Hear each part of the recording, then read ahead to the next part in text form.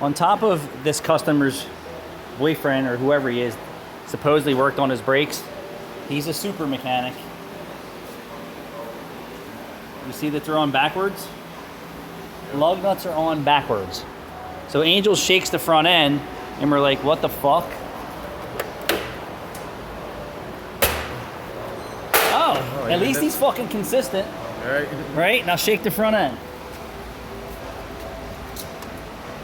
The whole fucking subframe's falling out of the fucking car.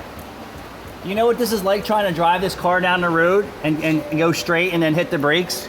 Yeah, it goes. And he put the rotors on backwards. Oh, wait, bro. Yeah, because the rotors are supposed to be left and right. So what's the problem? So what's wrong with our car? He did a good job? No. Yeah. Only in New Jersey can you drive around with your cars falling apart at your fucking feet. And the customers acknowledge it. She goes, oh, I know there's so much wrong with it.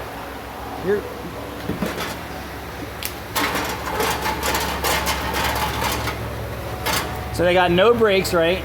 Front end's falling out and the exhaust system's falling off. But they got good tire tread so they can just keep driving until the wheel falls off.